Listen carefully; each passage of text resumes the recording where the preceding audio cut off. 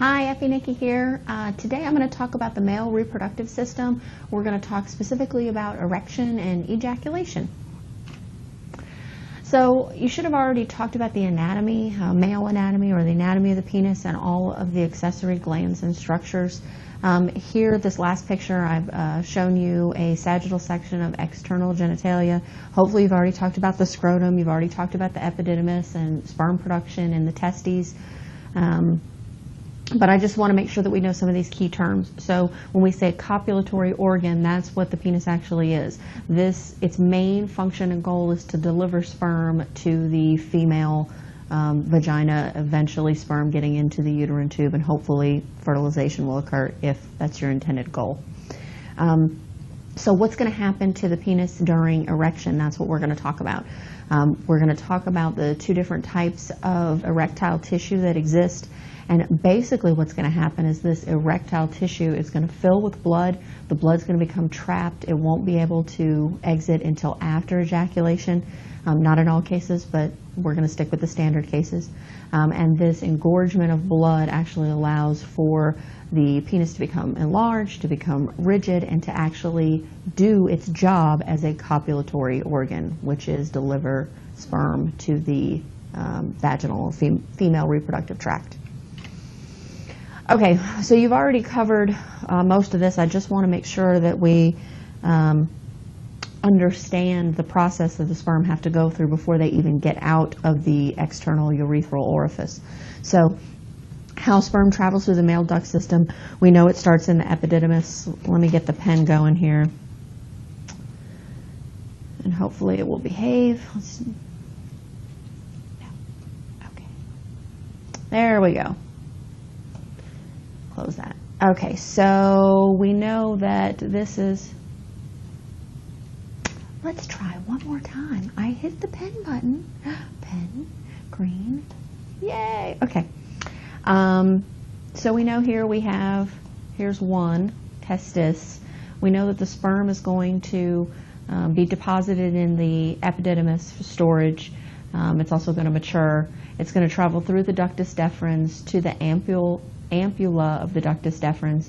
That's where the seminal fluid is going to meet up with the sperm, and they're going to both enter into the ejaculatory duct. Through the ejaculatory duct, it's going to travel through the prostatic urethra, then through the membranous urethra, and then finally through the spongy urethra and out, and that is the external urethral orifice. Orifice just means opening or hole. Okay, so we know that you've seen the structures before. You may not necessarily know what they do or how they function in the entire process. So epididymis, we just talked about a second ago. Let me point it out again. So the epididymis is this structure right here. Kind of looks like a pink croissant to me. I don't know why, but that's every time I see it, that's what I think of. This is where sperm are going to be stored and matured. So it takes several days for the spermatogenesis to occur, and you can imagine that the testis couldn't make enough sperm at the minute that you wanted it for it to be ejaculated out. So there has to be a buildup process or a storage process, and that is the epididymis. It's also going to have a maturation process. I'd have to look back at the videos. I don't know when they talked about spermatogenesis. Hopefully they talked about the maturation process and that the sperm have to actually fold. That cytoplasmic inside of the cell has to actually wrap around the mitochondria, have to get organized so that they can be right there in the midtail section and propel the flagellum again, mitochondria, lots of ATP production. Hopefully we've got that down by now. Okay, so during ejaculation, what's going to happen is the epididymis is going to contract. It's going to contract and push the sperm out into the ductus deferens. Somebody's probably already said this, but we're trying to stick with ductus deferens. If you've ever heard vas deferens, it's the same. We're just now getting away from eponyms, right? So things named after people or named in a more functional manner. So ductus, it is a duct that carries something to the outside, so ductus deferens. Okay. So what is the ductus deferens? This is the tube that's going to propel the sperm from the epididymis to the urethra. And it's going to go through several things before it gets there. We'll see those in just a second. What's a vasectomy? A vasectomy is actual cutting or ligating of this ductus deferens. So you cut out a section. Well, where's the sperm going to go? The sperm can come up here. The sperm's going to go out this way. The sperm is never going to get this way. It's never going to be able to go through the urethra, to the external urethral orifice. So, and we'll talk about seminal fluid in just a second. Seminal fluid is made here in the seminal vesicle. For a man that's had a vasectomy, even though the ductus deferens is cut, his seminal vesicle is still producing semen. Therefore, there will still be something ejaculated once they have a vasectomy. There just won't be any sperm inside that fluid. More than you want to know, I'm sure. Okay, so let me go back to a different color. So we know that the sperm is traveling from the epididymis. It travels through the ductus deferens. It joins to this structure right here, the widening. This is the ampulla of the ductus deferens. And then the seminal vesicle that we just talked about, these two are going to join together, and that's called the ejaculatory duct. All right, so what about the urethra? I've already mentioned it's in 3 sections. Some teachers will make you know the 3 sections, others won't. You'll have to ask your individual instructor. But they make sense. They're pretty easy to remember because you can see that they're named after the sections that they would flow through. So if this right here is the prostate, that's called the prostatic urethra. So this part right here is prostatic urethra. This part is called membraneous or membranous, either way. And then this material right here is called spongy erectile tissue. And so that's why this section is called spongy, this section membranous, this section prostatic. So again, just a way to more precisely talk about a specific area. If someone was having a problem with the lining of their urethra, they wouldn't have to explain where. They could use one word. Prostatic urethra, we know it's the lining of the membrane that's in the prostate.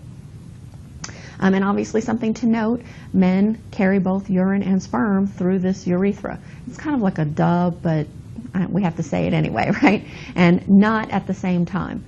So sperm and urine are not going to pass through the urethra at the same time. And again, I've already mentioned urethral external orifice or external urethral orifice. I get it right. Okay. Come on. So once the sperm gets from the epididymis to the ductus deferens, to the ampulle of the ductus deferens, it meets up with the seminal vesicle, right? We just saw a picture of that. What is that seminal vesicle doing? That seminal vesicle is producing semen. So what is actually ejaculated? Semen.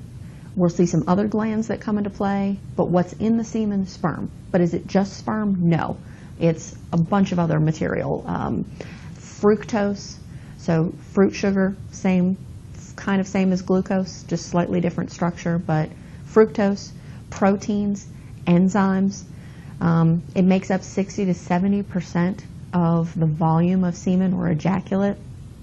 And you can see all these other chemical compositions here. We have an antibiotic. They're going to destroy bacteria. You have to remember the journey that the sperm's taking. So the sperm, first of all, has to get to the vagina, right? It has to come out the external orifice, get into the vagina. Well, the vagina is highly acidic. That's going to destroy sperm.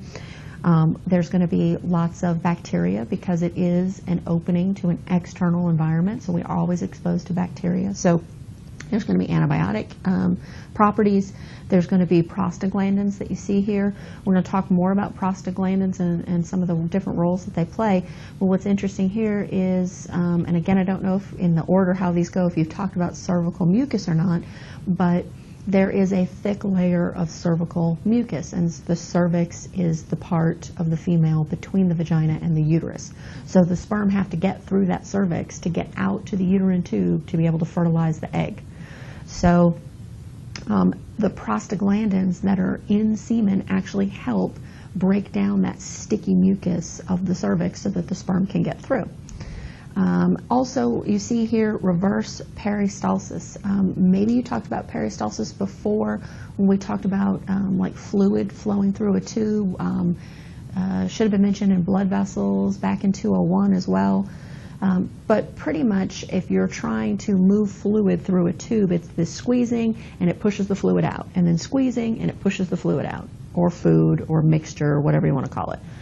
In this case, the reverse peristalsis. So in semen, there's a component to help the vagina and the uterus contract more inward. So that's reverse peristalsis.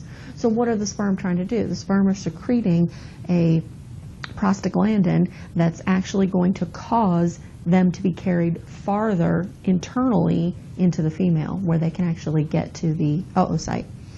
And there's also something called vesculase. It ends in ASE, so that should give you a hint that it's an enzyme. And it's something that helps sperm coagulate right after ejaculation. And again, staying in a clump, maybe it's better to be in that clump form to actually stay inside the vagina, because although the majority of semen does leak out of the vagina immediately after ejaculation. So there is this enzyme that helps some of them coagulate in hopes that they'll get to stick around a little bit longer in the female reproductive tract in case the egg is almost, ovulated or not. And we'll talk a little bit about that later, but it should have been talked about, or I don't know the schedule of your other lectures, but the sperm can live for about 2 days, and the oocyte is there for about a day to 2 days. So you have kind of this window of opportunity where the sperm might get there a little bit early, but if they just hang out and wait a little bit, the oocyte will be there. Okay, remember the next place that comes right after the ejaculatory duct is the prostate. So we saw the ductus deferens come into the ampule of the ductus deferens, the seminal vesicles also, and those two fuse together into, or empty together into, the ejaculatory duct.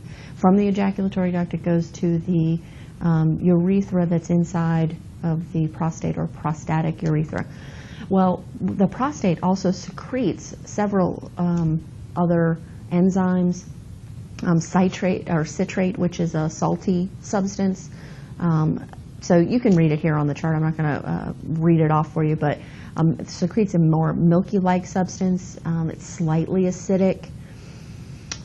We have fibrolysine, which is going to liquefy the sperm. So again, once the sperm, they're going to coagulate upon ejaculation, but then they have to be liquefied so that they can actually swim to the egg. So they can't stay in a big clump.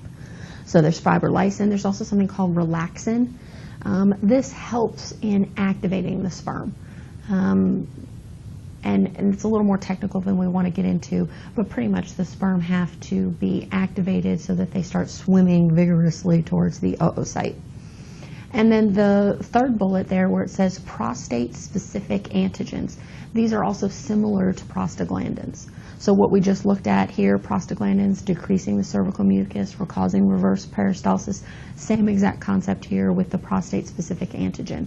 The only thing I like to mention about this is because you will see these tests for men over a certain age, a PSA result, prostate-specific antigen. If this is what they use to test if you have an enlarged prostate. So if the prostate, it becomes really, really large, you're going to secrete lots and lots of PSA. So they can use the PSA as a judge of whether your prostate has become enlarged or not, if you're a male. All right, so only 2 to 5 mLs of semen are ejaculated, and that contains about 20 to 150 million sperm per ml. So let's just take the high number for the sake of it, 150 per ml, but let's do the low for the amount, so 2 mLs. So we're talking about 300 million sperm are ejaculated. It's quite a bit. The sad thing is they have to go through this torturous journey before they actually even get to the oocyte. So out of those 300 million, anywhere from 100 to a couple of thousand actually make it to the egg. Okay, the last accessory gland we're going to talk about is the bulbourethral gland. Bulbourethral gland. This is a pea-sized gland. You can see here it's at the inferior part of the prostate, so hopefully by now we know inferior is bottom and that is the bulbourethral gland. Prior to ejaculation, it's going to secrete this thick, clear mucus. And the two principles for this. One is it's going to clean out the urethra. Because the penis and the urethra delivers both urine and semen, the urine has to be cleared before the semen can go through. And it's not necessarily like, oh, mixing's bad, but it's not great for the sperm. So again, the sperm have to take this very torturous journey, and what happens if there's any leftover urine? Urine is very acidic, so what could happen to the sperm? The sperm could be destroyed before they even get out of the external urethral orifice. Before they can even get to the vagina, they've got diminished numbers, if you will. The second thing is that it lubricates the glands of the penis. And sometimes there's people use, slang for this, and they call it pre-cum. I've heard that quite a bit in class. Oh, is that what you're talking about? Yes. So this is going to help lubricate the head of the penis. Hopefully you know by now the glans is the head of the penis. So maybe I shouldn't just assume that you know. Maybe I should draw it here. So this part right here, this is called the glans of the penis. And we also laugh about this when we talk about it, because the best analogy that I can come up with is that, have you ever been down a slide, or it's really, really hot outside, or if you try going down a water park slide with no water on it, can you imagine if the sperm are flowing through the urethra and they're getting caught every 2 seconds on part of the membrane or the lining of the urethra? Well, it's going to damage the sperm. They're not going to be able to move as fast. They may not get ejaculated. And the whole point of this is to fertilize the egg. Although sometimes that's not our end goal in nature, the way that we have to explain it for anatomy and physiology is that's the end goal, right? The sperm want to be able to fertilize the egg. So lubricates the urethra and the tip of the penis or the glans penis, and then neutralizes any trace of urine or uric acid that might be left over in the urethra. Okay, now to talk about the actual sexual response, now that we've gotten all the accessory glands out of the way. And basically, there's just a few things that you have to know about this. Erection. What is erection? Basic term definition for erection. It's the enlargement and stiffening of the penis from engorgement of erectile tissue with blood. There are 3 cylindrical bodies of erectile tissue. There's the corpuscle spongiosum, let me get it out, and then the corpora cavernosa. So the spongiosum goes around the urethra and forms the glands of the penis. So that's all spongy. The corpora cavernosa is here and here. And they call them paired dorsal erectile bodies. And let me close this. And you can see here, this would be the cavernosa. This is cavernosa. And then this part down here is the spongiosum. So oftentimes people look at that and say, oh, it kind of looks like a monkey face. So I always bring it up because it makes people laugh. All right, so these two are cavernosa. These are the two that are going to fill with blood. This one as well, and it has a different purpose, and we'll talk about it in just a second. All right, so what's going to happen specifically? Of course, we've got to get into the stimulus for the erectile tissue to fill with blood. It doesn't just fill with blood on its own. So you can see here sexual stimuli. What could that entail? That could be touch, that could be smells, that could be sounds, that could be mechanical stimulation.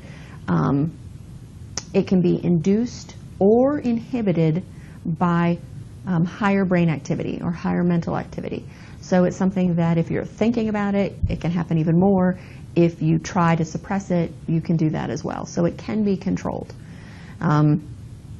So the second bullet there talks about parasympathetic reflex. Hopefully we still remember something about parasympathetic and sympathetic. Sympathetic is the fight or flight. Parasympathetic is the rest and digest. And the parasympathetic reflex is going to promote the release of nitric oxide, or NO as they call it. And what is nitric oxide going to do? Well, so the parasympathetic message promotes the release of nitric oxide. The nitric oxide is going to cause the erectile tissues to fill with blood.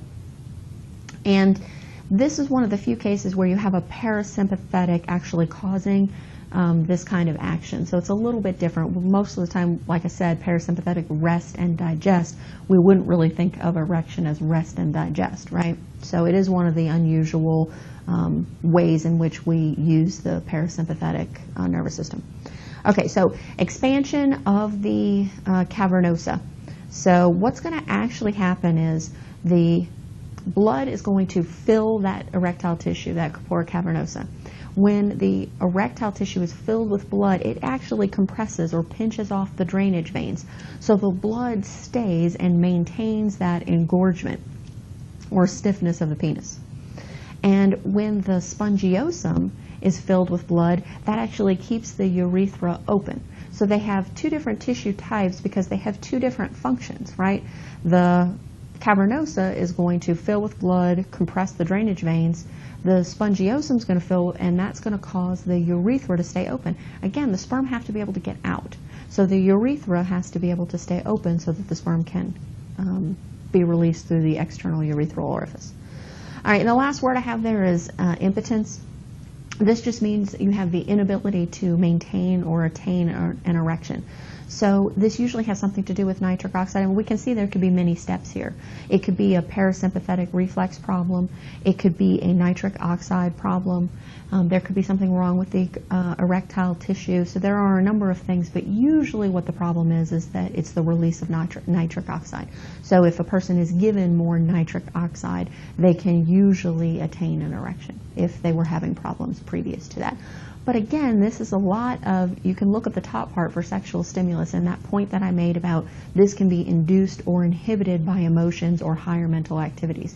You have to also keep that in mind. It may not be a physiological problem, it may be more of a mental problem. So however you want to think about that, it could be either or both. Okay, on to ejaculation. So basic definition, what is ejaculation? You're going to propel that semen from the male duct system. Another word that we use is orgasm, but I want you to understand the basic definition. What are you actually doing from a physiological standpoint, propelling semen from the male duct system? And this is caused by sympathetic spinal reflex. So this makes a little more sense, right? The sympathetic version of it, the fight or flight. This seems like an active thing, ejaculation, so that one makes a little bit more sense. And you can see all the things that are going to occur. The ducts and accessory glands are going to contract and empty their contents into the urethra. The bladder sphincter muscle is going to contract, so that stops the expulsion of urine. So, you know, one of those questions when they're doing sex ed, you know, can a guy, you know, actually urinate and ejaculate at the same time? And they probably didn't use those words, but you know what I mean. And the answer is no. The bladder sphincter muscle is going to contract, and that's going to stop the expulsion of urine. And then these bulbospongiosum muscles I have listed here at the bottom, these are going to undergo a series of contractions. So muscles in a very concentrated area, all contracting at once.